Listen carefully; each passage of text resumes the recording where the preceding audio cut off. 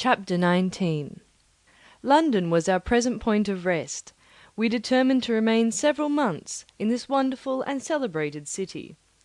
Clerval desired the intercourse of the men of genius and talent who flourished at this time. But this was with me a secondary object. I was principally occupied with the means of obtaining the information necessary for the completion of my promise, and quickly availed myself of the letters of introduction that I had brought with me, addressed to the most distinguished natural philosophers. If this journey had taken place during my days of study and happiness, it would have afforded me inexpressible pleasure. But a blight had come over my existence, and I only visited these people for the sake of the information they might give me on the subject in which my interest was so terribly profound. Company was irksome to me. When alone, I could fill my mind with the sights of heaven and earth. The voice of Henry soothed me, and I could thus cheat myself into a transitory peace. But busy, uninteresting, joyous faces brought back despair to my heart. I saw an insurmountable barrier placed between me and my fellow men. This barrier was sealed with the blood of William and Justine, and to reflect on the events connected with those names filled my soul with anguish. But in Clerval I saw the image of my former self. He was inquisitive and anxious to gain experience and instruction. The difference of manners which he observed was to him an inexhaustible source of instruction and amusement. He was also pursuing an object he had long had in view. His design was to visit India, in the belief that he had in his knowledge of its various languages, and in the views he had taken of its society, the means of materially assisting the progress of European colonization and trade. In Britain only could he further the execution of his plan. He was forever busy, and the only check to his enjoyments was my sorrowful and dejected mind. I tried to conceal this as much as possible, that I might not debar him from the pleasures natural to one who is entering on a new scene of life, undisturbed by any care or bitter recollection. I often refused to accompany him, alleging another engagement, that I might remain alone. I now also began to collect the materials necessary for my new creation, and this was to me like the torture of single drops of water continually falling on the head. Every thought that was devoted to it was an extreme anguish, and every word that I spoke in allusion to it caused my lips to quiver and my heart to palpitate. After passing some months in London, we received a letter from a person in Scotland who had formerly been our visitor at Geneva. He mentioned the beauties of his native country, and asked us if those were not sufficient allurements to induce us to prolong our journey as far north as Perth, where he resided.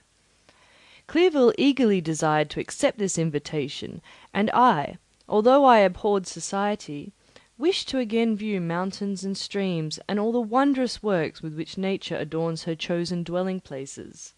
We had arrived in England at the beginning of October, and it was now February. We accordingly determined to commence our journey towards the north at the expiration of another month. In this expedition we did not intend to follow the great road to Edinburgh, but to visit Windsor, Oxford, Matlock, and the Cumberland Lakes, resolving to arrive at the completion of this tour about the end of July. I packed up my chemical instruments and the materials I had collected, resolving to finish my labours in some obscure nook in the northern highlands of Scotland. We quitted London on the 27th of March, and remained a few days at Windsor, rambling in its beautiful forest.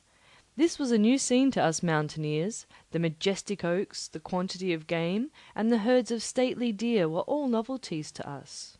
From thence we proceeded to Oxford. As we entered this city, our minds were filled with the remembrance of the events that had been transacted there more than a century and a half before. It was here that Charles I had collected his forces.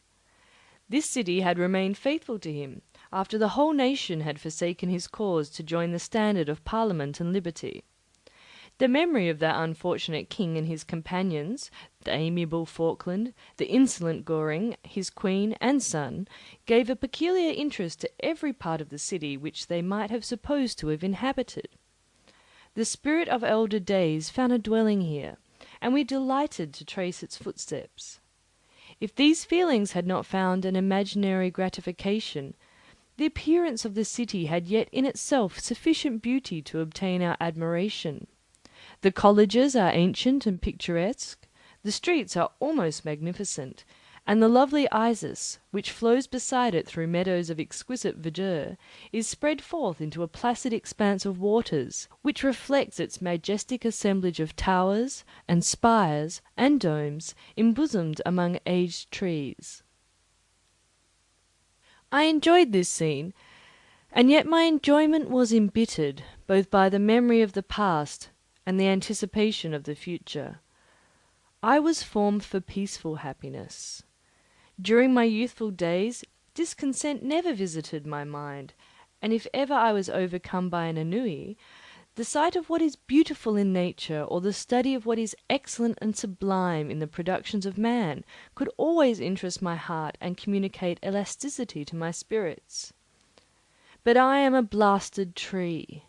The bolt has entered my soul, and I felt then that I should survive to exhibit what I shall soon cease to be, a miserable spectacle of wrecked humanity, pitiable to others, and intolerable to myself.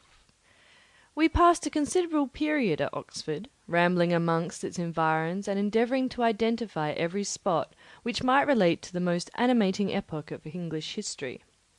Our little voyages of discovery were often prolonged by the successive objects that presented themselves. We visited the tomb of the illustrious Hampden, and the field on which that patriot fell. For a moment my soul was elevated from its debasing and miserable fears to contemplate the divine ideas of liberty and self-sacrifice, of which these sites were the monuments and the remembrances. For an instant I dared to shake off my chains and look around me with a free and lofty spirit, but the iron had eaten into my flesh, and I sank again, trembling and hopeless, into my miserable self. We left Oxford with regret, and proceeded to Matlock, which was our next place of rest. The country in the neighbourhood of this village resembled, to a greater degree, the scenery of Switzerland, but everything is on a lower scale, and the green hills want the crown of distant white Alps which always attend on the piny mountains of my native country. We visited the wondrous cave and the little cabinets of natural history, where the curiosities are disposed in the same manner as in the collections at Servox and Chamonix. The latter name made me tremble when pronounced by Henry, and I hastened to quit Matlock, with which that terrible scene was thus associated. From Derby, still journeying northwards, we passed 2 months in Cumberland and Westmoreland. I can now almost fancy myself amongst the Swiss mountains. The little patches of snow which yet lingered on the northern sides of the mountains, the lakes, and the dashing of the rocking streams were all familiar and dear sights to me. Here also we made some acquaintances, who almost contrived to cheat me into happiness. The delight of Clerval was proportionably greater than mine. His mind expanded in the company of men of talent, and he found in his own nature greater capacities and resources than he could have ever imagined himself to have possessed while he associated with his inferiors. "I could pass my life here," he said to me, "and among these mountains I should scarcely regret Switzerland and the Rhine." But he found that a traveller's life is one that includes much pain amidst its enjoyments. His feelings are forever on the stretch, and when he begins to sink into repose, he finds himself obliged to quit that on which he rests in pleasure for something new, which again engages his attention, and which he also forsakes for other novelties. We had scarcely visited the various lakes of Cumberland and Westmoreland, and conceived an affection for some of the inhabitants, when the period of our appointment with our Scotch friend approached, and we left them to travel on. For my own part, I was not sorry. I had now neglected my promise for some time, and I feared the effects of the demon's disappointment. He might remain in Switzerland, and wreak his vengeance on my relatives.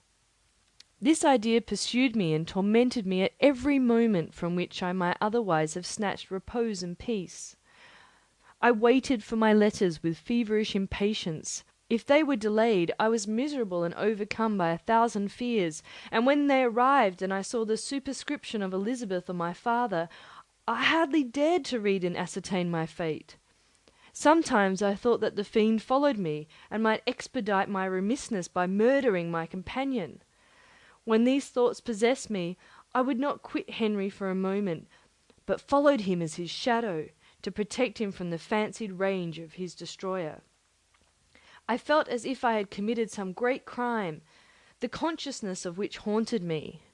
I was guiltless, but I had indeed drawn down some horrible curse upon my head, as mortal as that of crime.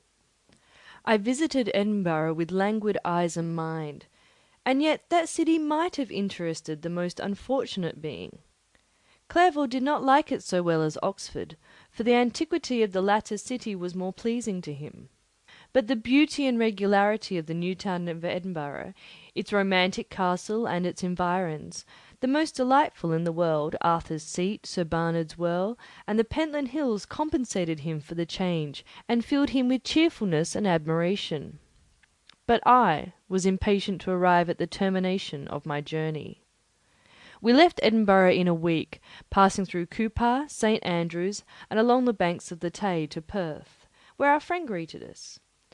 But I was in no mood to laugh and talk with strangers, or enter into their feelings or plans with the good humour expected from a guest, and accordingly I told Clerval that I wished to make the tour of Scotland alone. "Do you," said I, "enjoy yourself, and let this be our rendezvous. I may be absent a month or two, but do not interfere with my motions, I entreat you. Leave me to peace and solitude for a short time, and when I return, I hope it will be with a lighter heart, more congenial to your own temper." Henry wished to dissuade me, but seeing me bent on this plan, ceased to remonstrate. He entreated me to write often. "I had rather be with you," he said, "in your solitary rambles than with these Scotch people whom I do not know. Hasten then, dear friend, to return, that I may again feel myself somewhat at home, which I cannot do in your absence." Having parted from my friend, I determined to visit some remote spot of Scotland, and finish my work in solitude. I did not doubt but that the monster followed me, and would discover himself to me when I should have finished, that he might receive his companion. With this resolution, I traversed the northern highlands, and fixed on one of the remotest of the Orkneys as the scene of my labours. It was a place fitted for such a work, being hardly more than a rock whose sides were continually beaten upon by the waves. The soil was barren, scarcely affording pasture for a few miserable cows, and oatmeal for its inhabitants, which consisted of 5 persons, whose gaunt and scraggy limbs gave tokens of their miserable fare. Vegetables and bread, when they indulged in such luxuries, and even fresh water, was to be procured from the mainland, which was about 5 miles distant. On the whole island there were but 3 miserable huts, and one of these was vacant when I arrived. This I hired. It contained but 2 rooms, and these exhibited all the squalidness of the most miserable penury. The thatch had fallen in, the walls were unplastered, and the door was off its hinges. I ordered it to be repaired, bought some furniture, and took possession, an incident which would doubtless have occasioned some surprise, had not all the senses of the cottagers been benumbed by want and squalid poverty. As it was, I lived ungazed at and unmolested, hardly thanked for the pittance of food and clothes which I gave, so much does suffering blunt even the coarsest sensations of men. In this retreat I devoted the morning to labour, but in the evening, when the weather permitted, I walked on the stony beach of the sea to listen to the waves as they roared and dashed at my feet. It was a monotonous yet ever-changing scene. I thought of Switzerland. It was far different from this desolate and appalling landscape. Its hills are covered with vines, and its cottages are scattered thickly in the plains. Its fair lakes reflect a blue and gentle sky, and, when troubled by the winds, their tumult is but the play of a lively infant when compared to the roarings of the giant ocean.